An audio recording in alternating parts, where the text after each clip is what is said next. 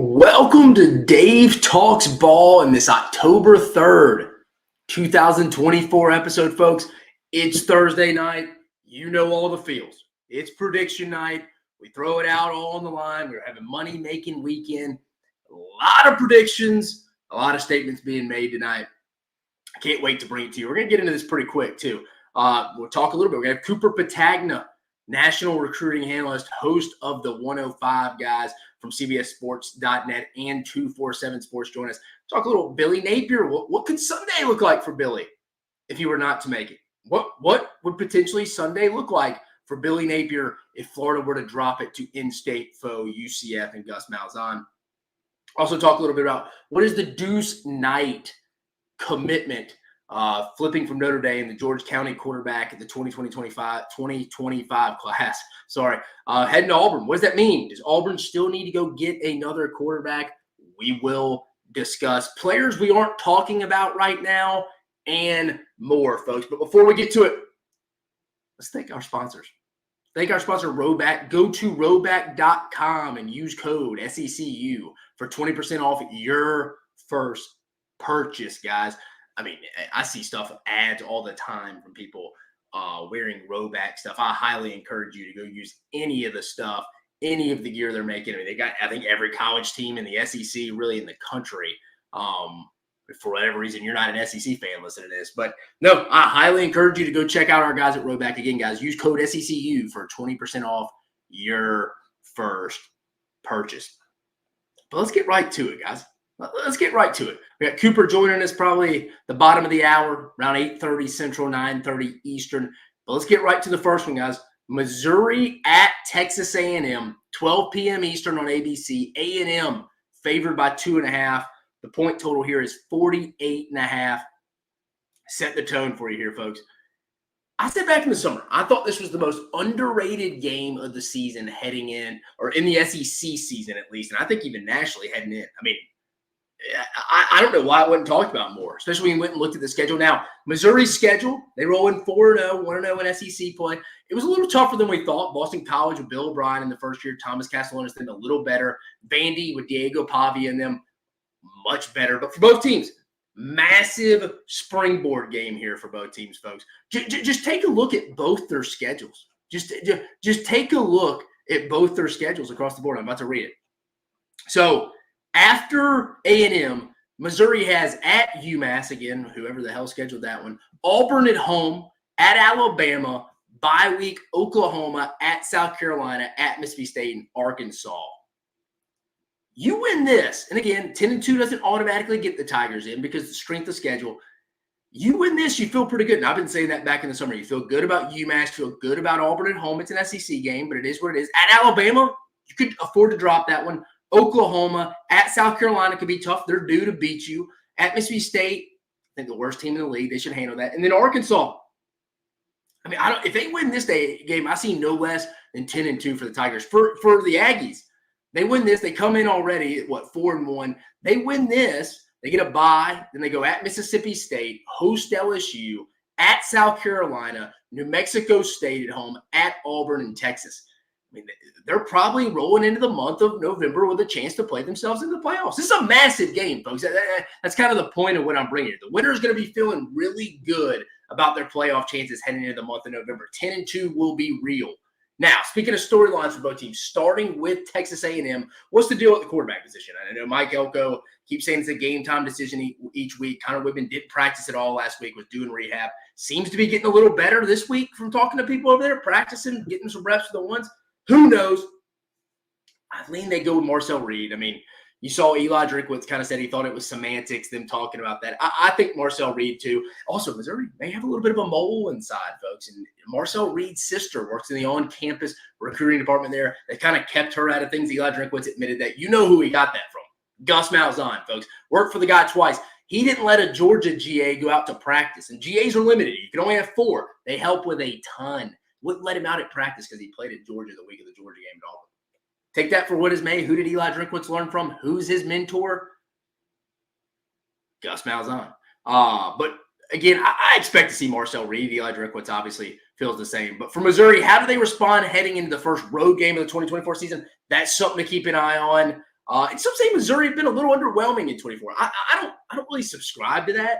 I think Missouri's a little bit what I thought. I mean, I think the only thing that's a little wild is the defense has been better than I thought, and the offense has left some meat on the bone, probably specifically Brady Cook. The springboard game across the board, though, for both these teams. Again, I don't feel any different about Missouri. Like I said, I think the Missouri defense is a little better than I thought.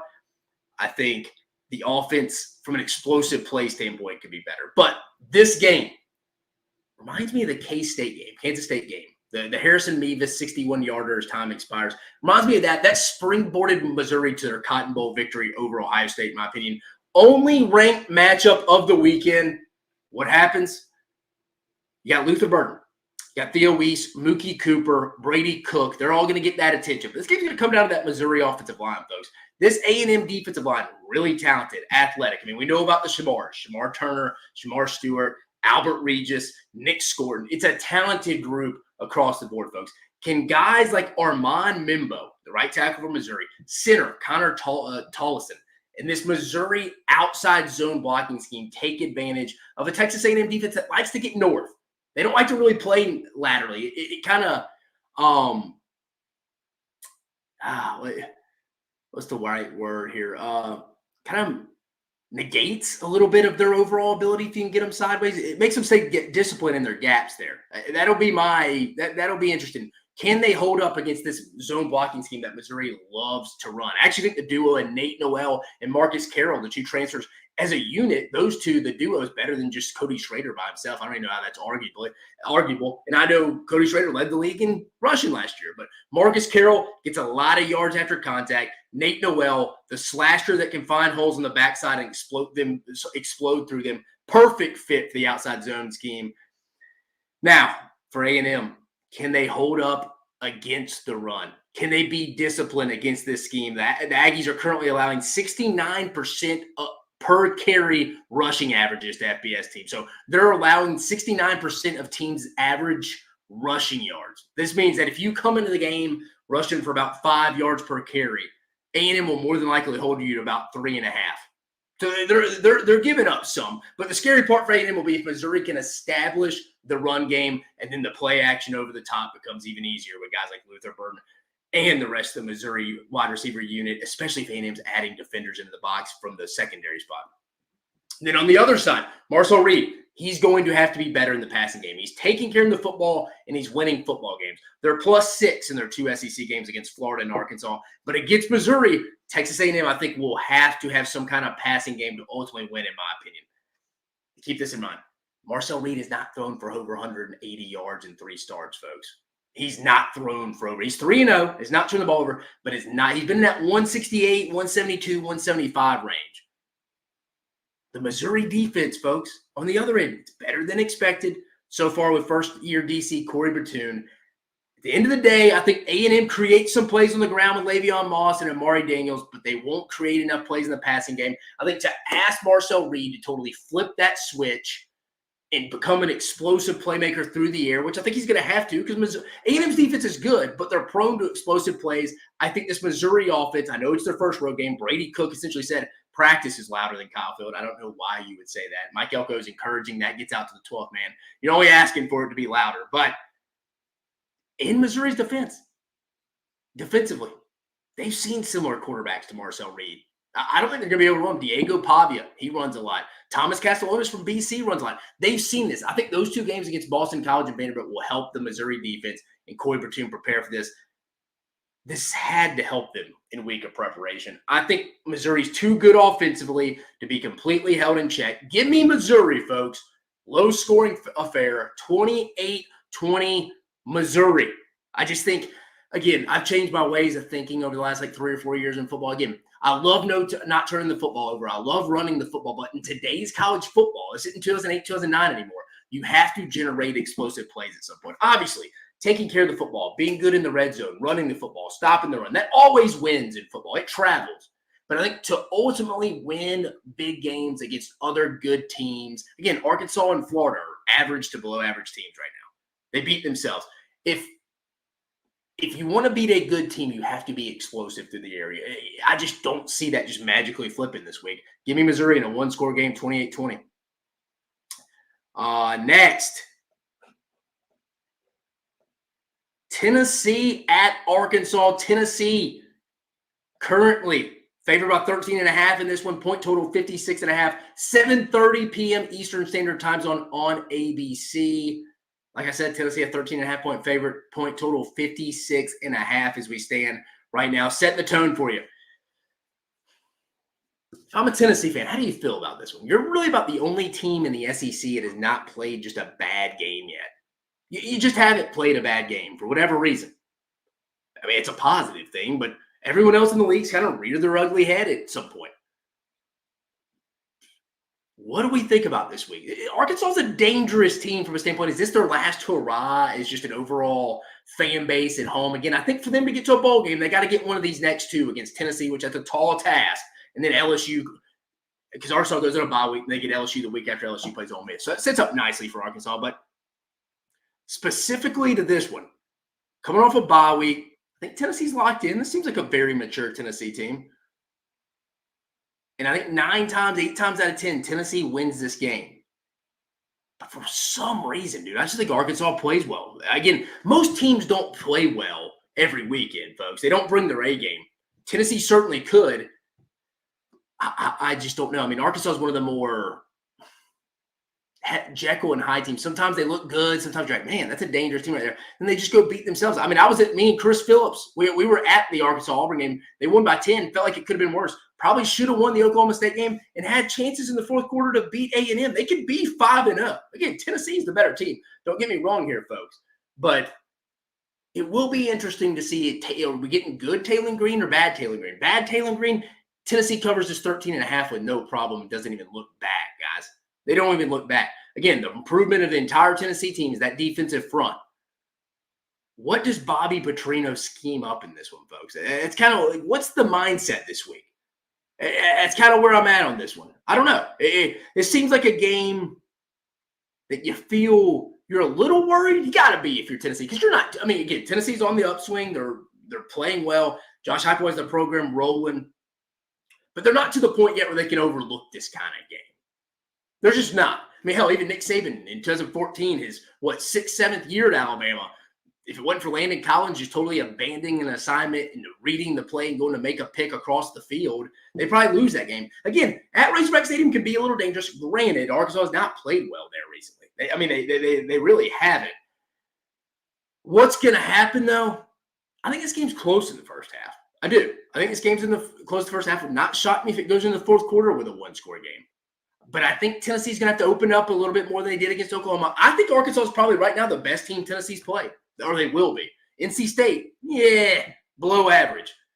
Hadn't really been tested with a quarterback. It's not Tennessee's fault. They just play who's in front of them. Oklahoma, they changed quarterbacks in the middle of it. They've been banged up at the receiver spot. And Tennessee handled business. They took their foot off the gas. Let's be honest. We heard Josh Heupel talking to Nico Iamaleava on the field afterwards. That was obvious. That's what happened. But I don't know. It's just a feel. You work in college football long enough. Again, Dave Shoemaker, host on Dave Talks Ball, worked in college football for 9 years. Most of it in the SEC as a personnel director. You just get a feel some weeks. And I would love to talk. I haven't talked to anybody at Tennessee this week. I usually do, but I would love to hear what kind of the vibe is off the bye week a little bit. What's kind of the vibe? Talk to people in Arkansas. They feel a little energized, like the team's got its juice. Of course, Tennessee's a good football team. You're going to get Arkansas's attention with Tennessee coming to town. And it's just a pinpoint. I mean, I think the matchup over here is Tennessee's definitely better on the defensive front than Arkansas is on the offensive line. That's right. Arkansas, for them to be in this in the fourth quarter, the offensive line, which is banged up, is going to have to be playing out of their minds. And that's what happens in college football at times. It's a weird sport. It's not normal. It's like social media. It's like Twitter. It's not the real world. College football is not the real world. Again, it's easy to say Tennessee's going to roll out there and play their A game, A- game. But will that happen? I don't know. I just don't know. You would think Tennessee is going to play a game where they don't play their best but win. But I'll say this. Is this game's gotten closer? I kind of like Tennessee in the 13.5. I'll be honest. I'll be honest. So, again, in our prediction video, Arkansas, Tennessee, me and Chris Phillips did. I think I had Arkansas scoring about 24 points. 2 days sitting on it. Give me Tennessee. Give me Tennessee 34-20, just covering. I think they get a score late to push it over. I could easily be wrong on this one, folks. This is just more of a feel. This is just a moral feel. Tennessee, I mean, I don't really know what the matchup Arkansas would have. Arkansas's wide receiver group is not bad when Andrew Armstrong's rolling. If Taylor Green has time, I mean, if you want to see Taylor Green's ceiling, go watch that first touchdown in their first series to Isaac Tesla. He avoids the pocket, steps up on going away from his body, hits Isaac Tesla in stride for that touchdown for Arkansas to go up 7-0 real fast. That's what Taylor Green you get consistently. But then you also get the one that looks like a deer in headlights. I'll be interested in what Tim Banks, Rodney Garner, Mike Eckler, and Willie Martinez's strategies at defensive staff is this week. But again, if Arkansas can't block up front, it's over. I'm just banking, I don't know, they play with a little bit more juice. I don't really see a real path to victory for Arkansas overall. I just think it's going to be close. It's just a feel. Could easily be wrong. I think Tennessee gets the 34-20 window. Just cover, but the game's closer than the score indicates. UT bag gumps, baby. Knew you'd be in here. Tennessee doesn't let Arkansas score more than 30 points, man. Look at the point total by Tennessee. Arkansas offense isn't gumps. Yeah, I mean, I agree. I don't think Arkansas is going to score 30 unless it's off turnovers. Here's my man Gumps again. Every week, people always say Tennessee's going to show up. They have every time, but they still get the same crap. This week will be the test. They beat the crap out of the team, and then that team sucks. Yeah, Gumps, I don't really think it's anybody just picking on Tennessee. I don't think it's that. Tennessee's the only team that hadn't played an ugly game and still won or hell, lost. I mean, look at Ole Miss against Kentucky last week. I think that's where people are kind of like, all right, it's a road game in the SEC. Arkansas, you feel like maybe running out a little bit out of momentum. They have the home crowd. It's on the road. I don't know. It just wouldn't shock me if Tennessee comes in sleeping a little bit. Maybe not. Maybe I'm wrong.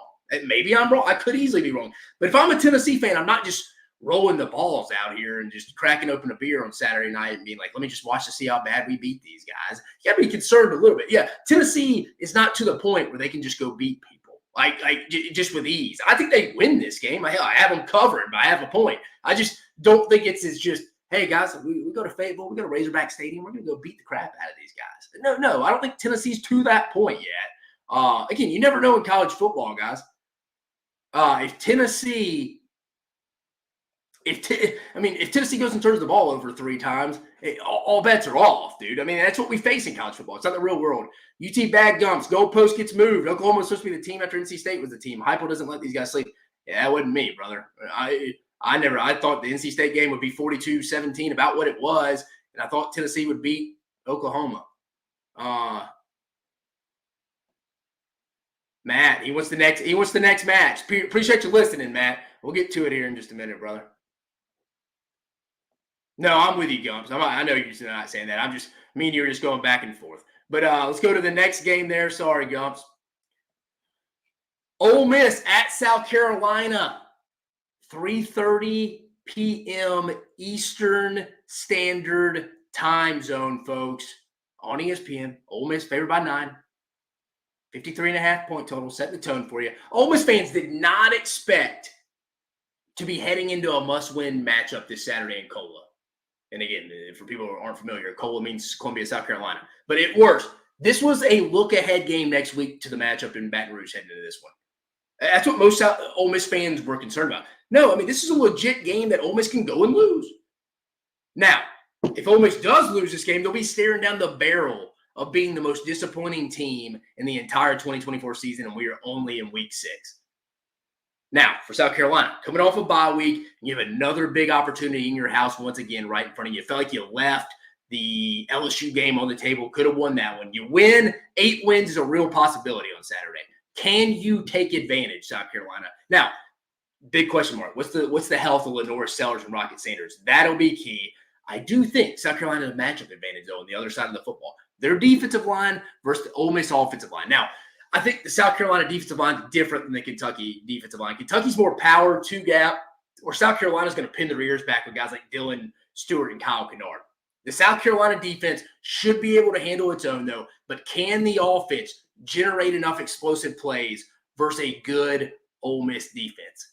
But what is going to happen, folks? If I'm Shane Beamer, I would have wished Ole Miss would have won that game against Kentucky and won it big in a perfect world, for being honest. But first and foremost, what is the real health of the 2 mentioned players in Lenore Sellers and Rocket Sanders? If they can't really go, if Lenore Sellers' ankles still go in, you have a hard time seeing them win this game because it's going to be about generating some offense. You're not just going to keep Ole Miss in check, I don't think. Now, on the other side, I just don't see Ole Miss coming out and playing that bad again. I mean, they can't. The playoffs start this week for them, if we're being honest. It's the first round of a playoff game. I think you see Ole Miss take advantage of an aggressive, finesse defensive line of South Carolina with Kyle Kennard and Dylan Stewart. Expect some screens. I would expect some design runs with Jackson Dart. I think it's about time you see that. However, Ole Miss is banged up on the offensive line and really need to fix the center position. Reese McIntyre has not been getting it done, struggled last week. Now, I know, granted, he was going against Deion Walker, but yeah, maybe give the Southern Miss transfer Jaquan Scott an opportunity. Now, for Ole Miss's defense, I think Pete Golden's defense is still improved, and they have an advantage over the South Carolina offense across the board. They only gave up 93 yards rushing, and if it weren't for the 4th and 7, 63-yard completion, they hold Kentucky to under 200 yards passing. So it wasn't like they were bad last week on defense. They just gave up key penalties late in that first half to Trey Amos, ultimately to give Kentucky the lead with that Dane Key touchdown to give them momentum going into half. That's really where they were bad at. But where does South Carolina generate that consistent offense? Let's be honest. Sellers and Wright Sanders are probably not fully healthy. Granted, most players aren't at this point after your first practice. But those are the playmakers as of now. If those guys are gone, I just don't see a lot of wins. No one really scares you on the outside. Mazio Bennett, Jared Brown, Josh Simon, who I like at the tight end spot, he can be a threat. Is Van Jacobs the guy, the Florida State transfer? Who are the outside weapons? Because Ole Miss's secondary is really penalized. But I do like how physical and aggressive they can be. I can live with some pass interference calls. I like the improvement in them. I think South Carolina's defense thrives early. But Ole Miss is too much. Give me Ole Miss. Some people aren't going to like this. 34-20. I think Ole Miss covers. The line's 9.5. I think they win by 14. Matt, he says this will be an upset for South Carolina Gamecocks against the Ole Miss Rebels. 21-9, South Carolina Gamecocks worth a try. I mean, yeah, it'd be one of the least surprising things. Wouldn't shock me if South Carolina won this game. It's more, I don't think Ole Miss plays bad back-to-back weeks. Again, it's very similar to LSU having to go into Columbia a couple weeks ago, having to win this game. It's very similar. Their backs were against the wall. They had to come back, win this game. I think Ole Miss is kind of in the same boat, dude. They lose this, be some pissed off people in Oxford. But moving along, again, I like Ole Miss double digits, guys. It's just a feel. I don't see them playing bad back-to-back weeks about that. I don't think South Carolina is going to be explosive enough on offense, folks. Next one, Auburn, Georgia. Auburn, Georgia, 3:30 p.m. Eastern Standard Time Zone on ABC. Georgia favored by 24, point total 52.5, setting the tone for you. The last time Auburn won in Sanford Stadium. Woo! It's probably about November of 2005. Your boy was a sophomore in high school. I actually remember Brandon Cox. I had to go look it up, but I do remember where I was. I was in Madison, Mississippi, coming back from the Alabama-Ole Miss game. Brandon Cox to Devin Aromashadu to set up a field goal for, who was it, Rob Vaughn, I think was the kicker's name for Auburn. I say kid, the guy's older than me. Had to kick the field goal to beat Georgia. Auburn ended up winning that game by 1. That's the last time. That is the last time Auburn won at Sanford Stadium. I don't think that changes this week, but I'm also not sold Georgia just completely covers either. Auburn isn't a good football team. Let's call it what it is. Don't get me wrong. They're not. But imagine if they just cut those turnovers just in half. Just in half. I mean, 15 turnovers in 5 games. That's hard to do. That's hard to do. And they're critical as well. I mean, if you just run the football at 3rd and 4 last week from about your own 45 and you just punt, pin Michael Hawkins then back, you probably win the game. The only thing it couldn't have happened is you throw an interception to Kip Lewis. That's the only thing it couldn't happen. It happened. Damari Alston against Arkansas fumbles into the end zone right before the half. They're about to tie it. Can't happen. It happens. What can't happen has happened for Auburn so far. That's been the tale of the 2024 Tigers so far. Now to Georgia. How do they respond after an emotional game in Tuscaloosa from last week? Can Georgia start fast on offense? That's the key. Can they start? Their first half offensive production has not been good. 6 points against Clemson in the first half, 3 against Kentucky, and 7 against Alabama. Tennessee Tech does not count. In those 3 matchups against 2 conference foes and Clemson from the ACC, you've in total put together 16 points in the first half. That's not going to get it done against good teams. You may even survive this week against Auburn and next week against Mississippi State. But Mike, Bobo, Carson Beck have to get better starts. What's going to happen? I'll actually be in attendance for this one. My wife wanted to go to one college football game this year. I have no idea why it was this one, but we'll be there. We'll be there for the South's oldest rivalry. Let's pay attention to how aggressive Mike, Bobo, and Georgia's offense will be, though. If Georgia can get up 14, 17, nothing right off the bat, get some momentum, it's going to put Auburn in a rough spot. You'll probably continue to see more turnovers to add on to that 15 spot at that point. But Auburn hadn't also had, if you really go look at the numbers, they haven't been terrible on offense. It's just the turnover. 482 yards last week. I know I like Oklahoma's defense. Granted, they were without 12 starters, but still, you put up 482 yards. I didn't think Peyton Thorne was really that bad outside of the last play. I mean, it really wasn't. But I do expect Auburn to have some nice plays. Hugh Freeze knows that Kirby Smart defense, Nick Saban defense. There's holes in that defense. Hugh Freeze knows those holes. He does. And to be fair to him, I think he puts too much blame on other people at times. He does. But I think he also is a very good schemer against certain defensive schemes. This is one of them. Now, Kirby and them have adjusted their scheme a little bit, but still, there's going to be holes. There are going to be plays to have through scheme Monday through Thursday. But the thing we don't know is how fired up is Georgia going to be into this one. Are they still licking their wounds? Are they coming in with that assassin-type situation, with that mindset? That was their first regular season loss since 2020, guys. Really, nobody on that roster, for the most part, give or take a couple kids, maybe a class, have lost a regular season game. How do you respond? Well, let's be honest. Georgia essentially has 2 weeks to get right here. At home against Auburn, at home against Mississippi State next week. That's no offense to Auburn. It's no offense to Mississippi State. It just is what it is. And that's what we do on the show. We're calling it what it is. Add in Smile London, going to be out as well for Georgia. But I think Georgia comes out a little slow. Game's probably close in the first half. But I think Georgia comes out second half, plays pretty well. I think Georgia wins it something 34-13. Tell me if I'm wrong, folks. Let's check the comments. UT Bags, you're in here. Here we go, Matt. Thank you for listening, Matthew. Auburn will win against Georgia by at least 35-21. That's my upset prediction. You're going bold, Matt. A lot bolder than me. You're calling Auburn to straight up win this game. It'd be the upset of college football. It wouldn't even be close. It'd make the Kentucky Ole Miss upset look like child's play. But I appreciate you listening. UT Bad Gums. Matthew woke up and thought it was upsets across the board, baby. I know he's got South Carolina Ole Miss, which isn't impossible. Auburn, Georgia, I would be shocked, Matt, if that happens. So your bold prediction, I will come back and shout you out on Monday's show if Auburn rolls into Sanford and wins 35-21. If that happens, I'll make you the guest on Monday's show, actually. That'll be the bet. Matt, we'll get together. I'll reach out to you on social media if this actually were to happen. And then the final one, we'll breeze through just one quick one before we get Cooper on here. Alabama at Vanderbilt, 4:15 p.m. Eastern, SEC Network. Alabama favored by 22.5, point total 54.5. Setting the tone. I mean, Kalen DeBoer's first SEC road game. I mean, it'll be a predominantly Alabama home game in Nashville. But really, I mean, what does Alabama kind of look like doing this? They look healthy on the injury report. I mean, hell, Kendrick Law was listed twice. And he's the only guy listed. He was listed twice as questionable. So I don't know what being questionable twice sums up to these days. But, I mean, I think if Alabama wants to beat the 22.5, they will. I think in a perfect world, they'd like to get up big, kind of start establishing that run game, get comfortable and continue with Jam Miller, Justice Haynes. Maybe if Richard Young comes off a little bit of an injury, he could help as well. Start developing that running back depth. If I'm South Carolina, I mean, if I'm Vanderbilt with Diego Pavia and the boys, I saw Clark Lee came out at his press conference this week and said that he wants to have 10 total possessions or less in this entire game. Like, talking about them in Alabama. He's going to try to shorten this game. I may try to go throw a shot in deep just to see if Alabama's sleeping. But I get what he's talking about. We'll see Diego Pavia. I like the X factor of the kid rolling into this one. Again, though, I mean, there's not a ton to preview in this one, guys. I really think Alabama handles business. Do they cover? I lean yeah. But give me Alabama, so we're not long-winded here. Give me Alabama. I'm going to go Alabama 42-10. It'll be just under the 54.5 mark, but I think Bama covers. I think you see a lot of Ty Simpson here just to get him ready in case something were to go with Jalen Milroe. You probably don't want to see Jalen Milroe running a lot. And if he is, you want him getting down before a matchup against. Could be a big matchup against South Carolina next week, honestly, at home. If South Carolina were to beat Ole Miss, that's an early kick.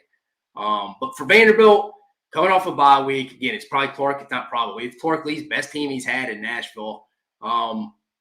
Overall, though, man, it's a good game for Alabama to have right after the Georgia game. I think Alabama, it may not be pretty all the time. Maybe start off a little slow. And again, this will test Kalen DeBoer because that's where Nick Saban and them were great. It was only a faceless opponent. It's a faceless opponent. Is Vanderbilt that faceless opponent? We saw Josh Chapman, their director of player development, threw all the rat traps and stuff all in their facility this week. So it's in their head. I saw somebody posted a video of Alabama playing Vanderbilt beating Virginia Tech in week 1. So they have it in their head. They're training them right. But at the end of the day, we're dealing with 18 to 22-year-olds. When they get to Nashville, what will that mindset be like? I do like Bama, though, 42-10. But let's get in my guy, Coop. Hey, you got me? Yeah, I can hear you, brother. I appreciate you joining. Man, how you doing? You got the juice tonight.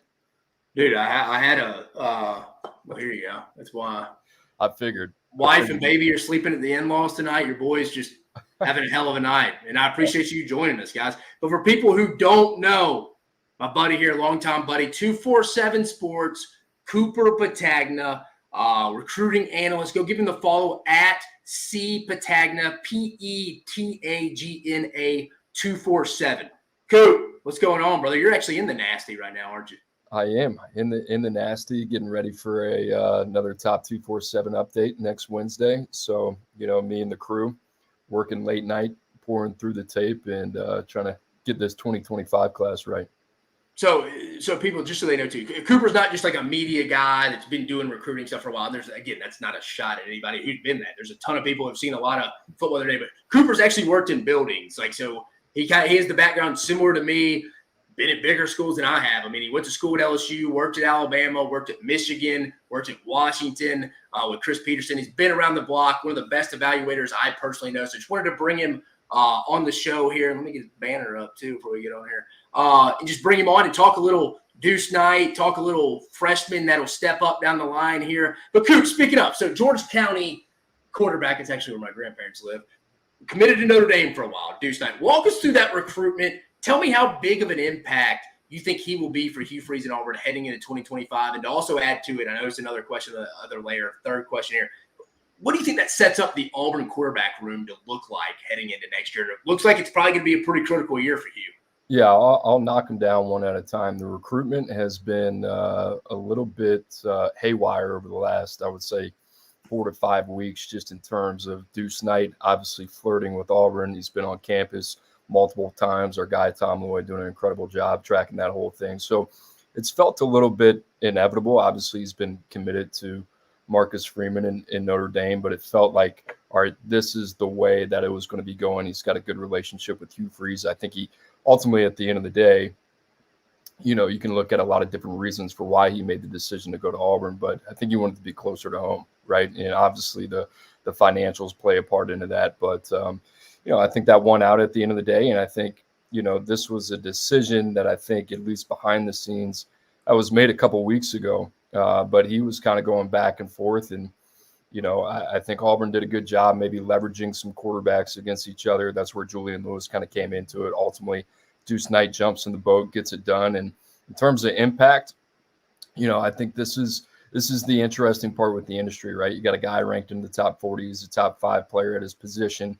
And I think people immediately see, okay, this is the guy that's going to come in and be able to contribute early. And, outside of a handful of guys, we really haven't seen that, right? We've seen guys in year 2, guys like Nico, guys like Arch. Both those guys were ranked the number 1 and 2 players in the country, not even at their position, right? So Deuce Knight is a guy that is, I believe, 9-13 in terms of win-loss record.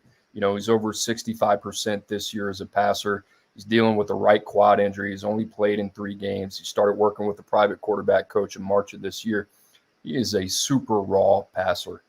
In terms of the athlete, he's a freak show, right? That's why we like him. 6'4 plus, smooth stroking lefty. He's flashed it. Loved what we saw out of him kind of in that combine setting out at the Elite 11 in LA. But this is a guy very similar to Walker White.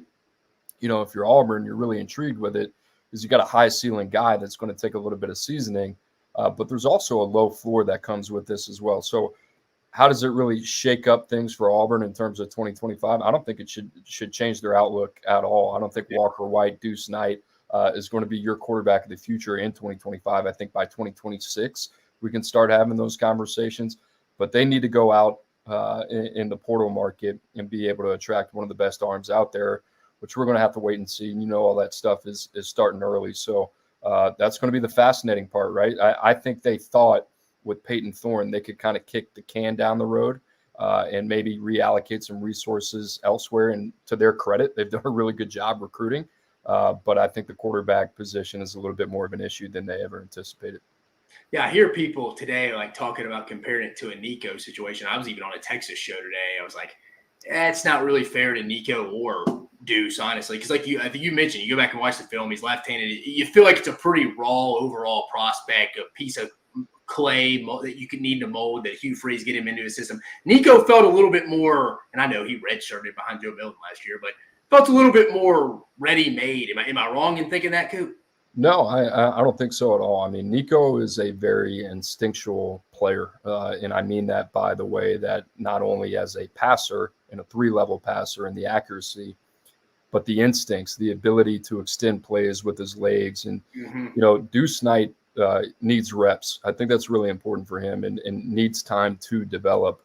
Those are things that do not come easy to him right now. There's a lot of things where you look at Deuce Knight, and it's easy to get hung up on a guy that runs in the low 4.5s and he's got a 10.4 broad and he's got a 42+ inch vert.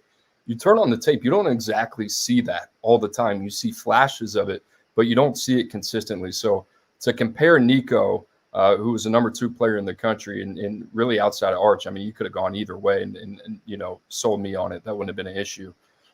But Deuce Knight is not in that conversation, same sentence, same breath at all. This, like I said, this is a guy that we are really more convicted on the idea of than we are the player, right? There's a lot to like with the athlete, but the player's got a long way to go.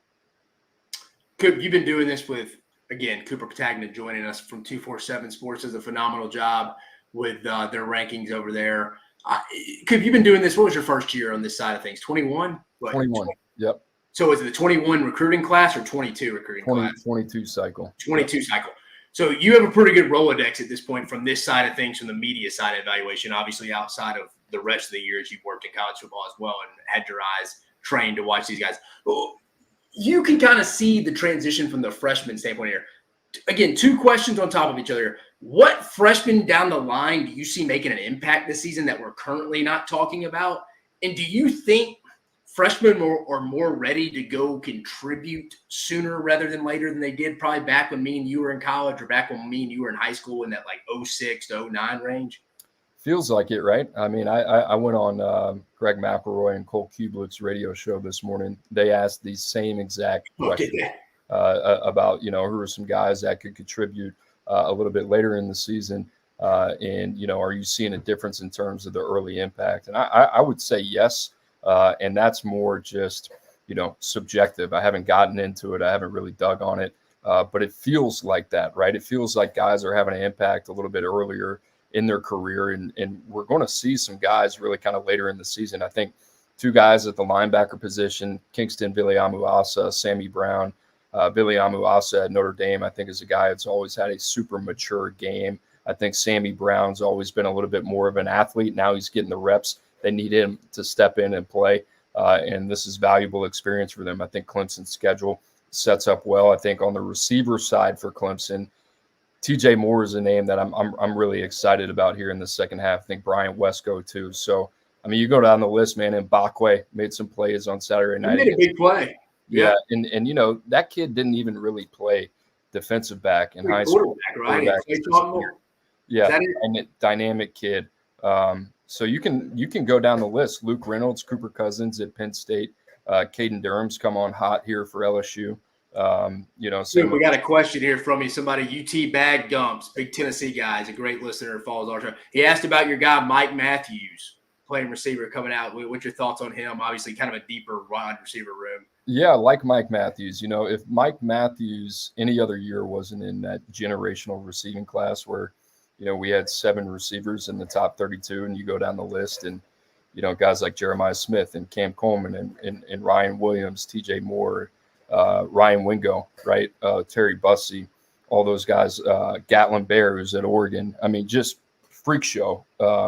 Mike Matthews was one of those guys that, we had considering that conversation for quite some time, but Tennessee's in a good spot, embarrassment of riches. They can kind of bring him along kind of on their own timeline, but I wouldn't be surprised if they try to get him a little bit more active here in the second half of this season. And I love Jordan Ross. I've watched his snaps from the first 3 games of the season. Huge fan of him. I know they love him in Tennessee. He's bigger, more physical than what they thought. And they've done a tremendous job on their defensive line. So now they have the luxury of just kind of letting these guys develop on their own timeline. Coop, two more questions. Again, guys, Cooper Petagna joining us from 247 Sports, longtime college football personnel guy like myself, now works on the media side of things as well. Thought he'd be a great guest, especially after the Deuce Knight news. But two more questions, Coop. Again, we appreciate you, and we'll get you out of here. Has y'all's evaluation process, you and AI, you and Andrew Ivins, and any other Tom Lloyd and them who do the rankings for 247, like with the transfer portal era, I even feel like off the phone of it, meaning just privately, off the record, meaning you talk about this. Is y'all's about like, what is something that you think like 3 to 4 years ago you wouldn't have included in the evaluation process that y'all are now, essentially, if I'm putting it in layman's terms? Yeah, that's a great question. I think the biggest thing for us is really the more information that you have on a player, and it's a boring answer, but the more information that you have on a player, the more convicted you're going to be, right? And sometimes you're going to miss that way. And what I mean by that is, like, you go back, you look at James Smith from Carver.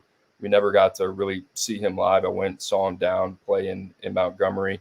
Same with Quavius Rousseau. Never had measurements on any of those kids. And we love the football players, but when you don't have that type of data and you're projecting these kids out to Sundays, 3 to 4 years, not what they're going to be on Saturdays, where you think they're going to get drafted in the NFL draft, it makes it very difficult. I think the other thing that we've kind of brought in is, the genetics piece of this as well. The more you dive in on these kids, a lot of these kids' parents played, mother, father, close relative, the genetics. And, that says a lot about the athlete, but it says also a lot about the person and the environment that they grew up in from a competitive standpoint. Yeah. So I love that from a competitive, temperamental, and tangible standpoint. That's kind of taught us a lot. And you know how it is. It's case by case. There's a lot of different pieces to the puzzles that you have to put together. And it's a moving target, right? So there's a lot of variables that you have to navigate through. I think our bookkeeping has just become a lot better, right? We're trying to run this basically like an independent personnel department. And we've done a really good job just kind of scaling up our ability to acquire, retain, and build the profile on a player over 2 to 3 years of tracking them from their sophomore year of high school. And when you do that and you have that information, it gives you a better chance of being right at the end of the day. No, absolutely. If y'all ever in the scouting on the ranking system, I ever thought about it. Have y'all ever thought about coming up with a grade, how they would project just to Saturday instead of Sunday? I think we've talked about it. I think the hard part about the Saturday projection is it's largely subjective based on, what do you call an All-American? What do you call All-Conference? How do you split those up, right? What do you call an honorable mention? Those type of things. I think for us, the litmus test is, especially when you're talking about, the teams that met last Saturday, Georgia and Alabama, the barometer is Sunday players and that type of talent, right? That's what everybody wants to see. I think it's harder to differentiate that at the collegiate level. Yeah, I would agree with you. You'd be splitting hairs. You can win with a lot of guys in college football, but it doesn't necessarily mean they're going to go translate, make a career in the NFL, not have to have another job at some point. That's our biggest thing is, we deal with a lot of our conversation that we have, especially with fans that follow their team and obviously passionate about the players that are committed to their programs, they're hung up on, this guy's at 88 overall or 89 overall. Yeah. That's a high priority free agent, and the exercise that I had to do when talking about a quarterback committed to Miami, Luke Nickel, was let's take a look at all the really good college football players that were undrafted free agents this past year, and guys like Sam Hartman and Brock Purdy was a pick away, right? Mr. Irrelevant, so you can still have a very productive collegiate career on Saturdays and have limited upside in terms of how it pertains to Sundays as well. All right, Coop, last question. I'll put you on the spot here. In your opinion, what is Cooper Petagna's biggest hit in his career from an evaluation standpoint? Like somebody you stood on the table for that you feel like you had to kind of push through a staff meeting, maybe it's with 247 as well, and then also in the other biggest miss, a guy that you were like, I'm sold this dude's going to be able to go put on a show, be a really good player, but it ultimately just didn't work out. I would say the two that I'm the most proud of that, believe it or not, we had a little bit more resistance than you would ever think were Trey McDuffie and Rome Odunze. And, Rome a top 10 pick and McDuffie now an all-pro with the Chiefs. And I mean, McDuffie, till this day, I talk about a lot, was like one of the cleanest prospects I've ever laid my eyes on. Like, you couldn't find any blemishes in his game, maybe outside of the fact that he was just a half an inch smaller than what you wanted him to be. But, played receiver, played running back, was extremely valuable in the return game, had the track and field background, was legit. We're going up against Stanford in that recruitment, which almost makes you just like him more, right? Yeah. So extremely polished both on and off the field. And then Adunze, was a guy who was just kind of an interesting recruitment. He was just kind of sitting out there at Bishop Gorman, had back-to-back 1,000-yard seasons over there at a power program. And everybody goes through there. And you're like, why isn't this guy getting recruited more? And Lincoln Riley, Oklahoma, was on him. But outside of that, he really, really didn't have much of the power players. And when we got involved, we felt like, all right, this is like a Seattle kid. And Seattle kids are kind of unique and different, right? You're up there tucked away in the PNW. It's a NFL city, right? But he was a highly intellectual, super genuine kid that I love being around. And it was a UA camp, I believe, in LA. That Rome went out there, he ran low 4.5s. I think it was sub 4.2 on the shuttle, and tested extremely well, and then had a really good day, just kind of backed it up. And I remember as soon as that video got in the database, sat down with Coach Pete, showed it to him. I said, we got to go, and to his credit, Junior Adams' credit, who now at Oregon, and Junior loved him the whole way. But once we decided to go, we were in a good spot. And then on the flip side, this one's interesting because he wasn't technically in my class, but I would have loved him because we were recruiting him at Michigan. And then when I went to Washington, he was there, but it was Julius Ervin, who was at Servite, the safety. And he was down to Alabama, UW, and, had some NFL ties, I think, with his dad, and super versatile corner, safety, played nickel, did a little bit of everything, played high level of comp. And I was sold on this kid. Great kid, love him to death. I don't have anything negative to say about him. But got to college, was a little bit stiff, just didn't translate the way that we thought. Banged up, dealt with some injuries, and medical DQ.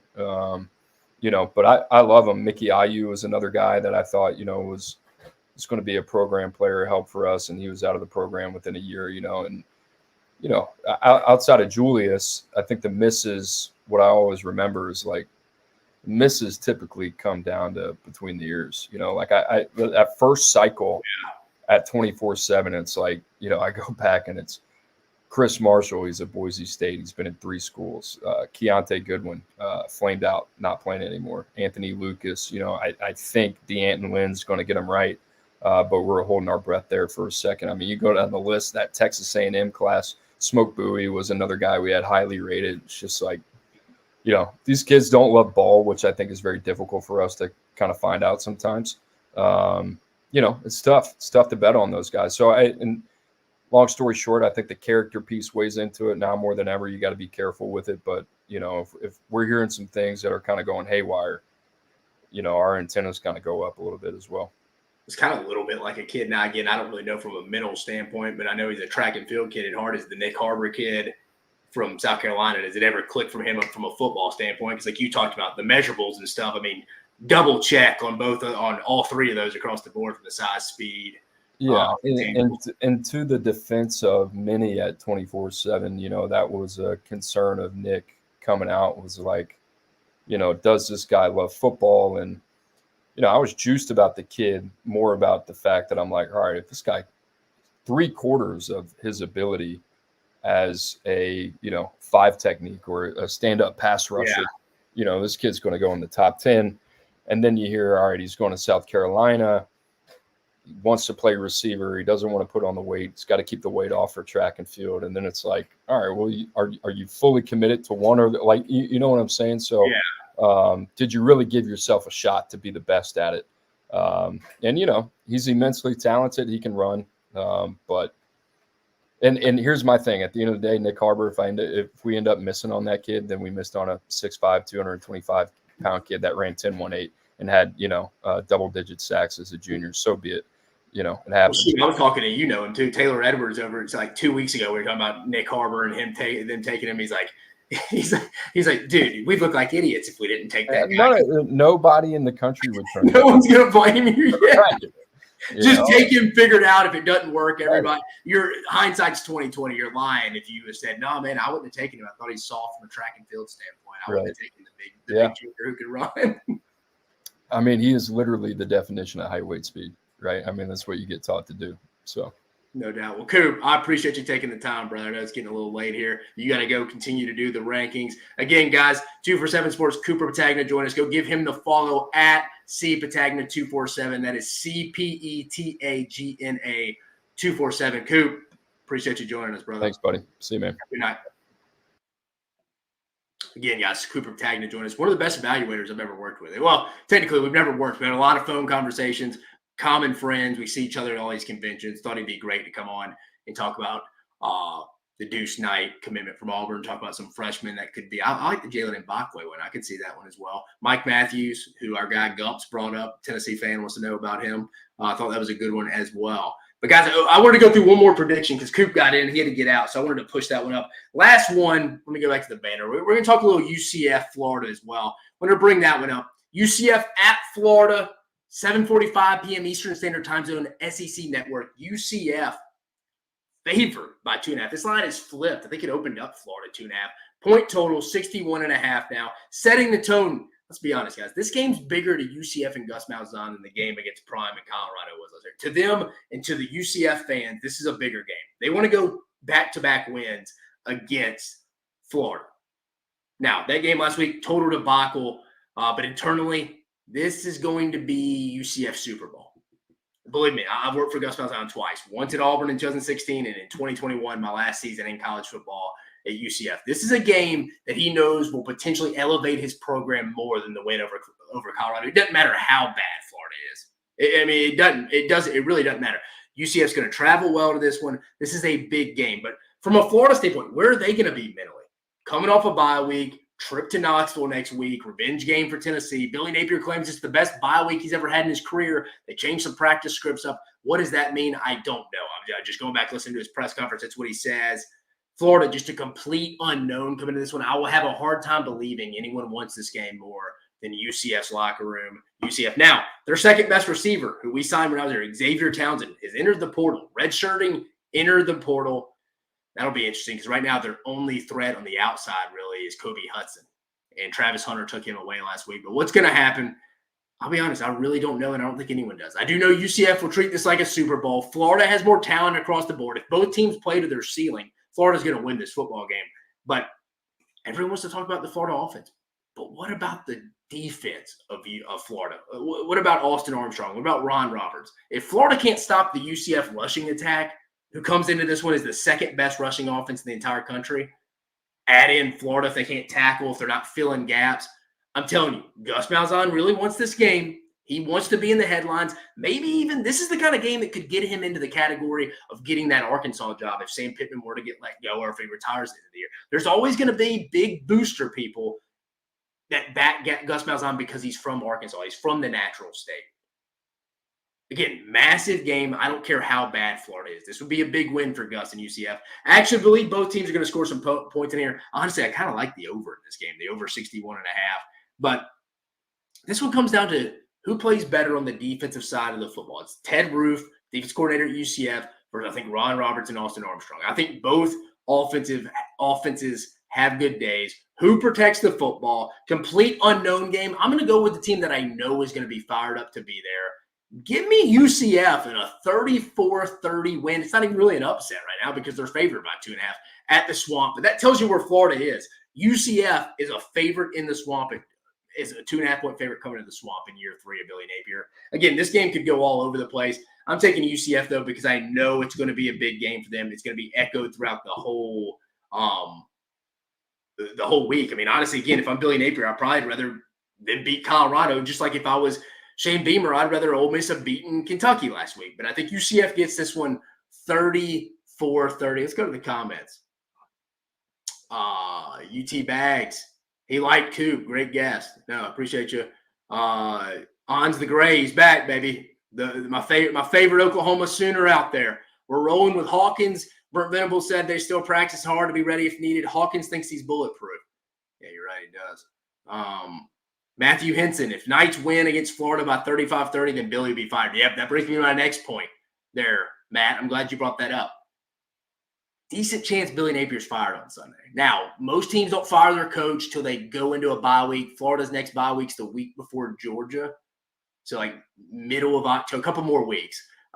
Do they wait till then? Again, do you fire a head coach heading into Knoxville? Again, it probably won't matter at that point. But again, if they lose this game, I'm with you. I would lean towards it may get to the bye week, but would not shock me if he does not have a job on Sunday. This is the game that would push it over the edge. I think it happens. Oz the Gray said, I think UCF will come ready back. Believe me, I've worked with the guy, the head guy there. These are the kind of games he gets up for. And they're going to be echoing that all week, saying how big of a game this is for them. The best quote I've heard this year, I put my body on the line for my team, and I'm thankful they're behind me. Michael Hawkins on the Florida job when he beats him. Yeah, I mean, you're right, Gumps. What a crazy world. UCF is a favorite in the swamp. Yeah, in year 3. We never thought we would say that. And then finally, guys, money making weekend. I actually have my picks written down right here tonight, guys. So I'm going to read them to you. We got some pretty good ones. Let's actually have one on the board already and it's playing. Let's actually check the score. It was the Texas State one, favored by 13 against Troy. Let's see what that 38-17 with 10 minutes left. So I'm winning that one right now. So we could start off 1-0 before the sun even comes up on Friday, folks. That's what I'm talking about. We need a good bounce back weekend. We're sitting at 44% on the season. We want to be at around 55%. But that's my first one. It's too late for anyone to take that one, but that was the one I tweeted out earlier. Give me Missouri plus 2.5 as well, folks. I think Missouri wins this one. I kind of like the money line, but give me the 2.5 points. I just think explosive plays like I talked about in the preview. Scratch that one. Navy Air Force under 37.5 since 2005. I think when two military services play against each other, no one has scored. They've only scored over 35 one time. Give me the under 35. It may be wrong this time, but I feel like the numbers fit right from looking at it this morning. I'd bet it again. Ohio State minus 19 against Iowa. I know it's a big matchup for the trip in Eugene and Autzen Stadium against Oregon next week, but I think Ohio State puts on a show. I think they've covered the 19 against Iowa. Georgia, first half point total under 27.5. Until I see it. Remember, they put up 6 against Clemson, put up 3 against Kentucky. They put up 7 in Tuscaloosa last week against Alabama. Until I see it, Auburn's not bad on defense, folks. I'm going to go Georgia under 27.5 in the first half, team total. Michigan, Washington, give me the under 42. The other one's going to be a low-scoring game. Jed Fish, Sharon Moore, and them. I think it'll be a low-scoring game. Just a feel for that. Pitt, minus 2.5 against a reeling North Carolina team. Give me Pat Narduzzi and the boys in this one. Army, first quarter, minus 2.5. I like the Knights in that one as well. I keep fading Baylor. They bit me one time, but Baylor, Iowa State, under 45.5. ULL, Lafayette, Southern Miss, under 58. And then finally, South Alabama, Major Applewhite and the boys, minus 3 against Arkansas State and Butch Jones and the boys. So just recapping that one for you again. Texas State right now, minus 13. Already bet that one. As we stand right now, G.J. Kinney and the boys, who I worked with at UCF, head coach at Texas State, up 38-17 with 9:40 left. Again, they're going to want to win by double digits. He sees big boosters from other schools looking at these scores in the Sun Belt. He wants to look good because he's trying to go get another job, maybe that Baylor job. But I like Texas State. I like where we're sitting right now. Missouri, plus 2.5. I think they win the game straight up. Tennessee, I just stayed away from this one. I had it minus 13.5. I wasn't going to bring it up, but I wanted to bring it. Again, that would be one if you told me you took Tennessee minus 13.5. I wouldn't hate you for that. I wouldn't hate you. I have them covering by half, but I'm just not going to take it, but I wouldn't hate you for it. Navy, Air Force, under 37. Remember, these military institutes get together, low-scoring affairs. Ohio State, minus 19. I know they go to Oregon next week, but I think they make a statement against a pretty unathletic Hawkeye team. Georgia, first half, under 27.5 until Mike Bobo, Carson Beck get it rolling in the first half against Power 4 competition. Can't go with it. 27.5. It's a lot of points. Michigan, Washington, under 42.5. I think it's a low-scoring game. Pat Narduzzi and the boys against a reeling Mac Brown Tar Heel team. Give me Pitt minus 2.5. Army, first quarter, minus 2.5. Feel good about that one. Baylor, Iowa State under 45. ULL, Southern Miss under 58. And South Alabama -3 against Bush Jones and Arkansas State. I mean, I'm loading up on the Sun Belt this week. 1, 2, 3. We got three. But I feel good. Overall, we got 1, 2, 3, 4, 5, 6, 7, 8, 9, 10. We got 11. 11 games on the board. This is the week we're going to turn it around, folks. Let's go to the comments before we get out of here.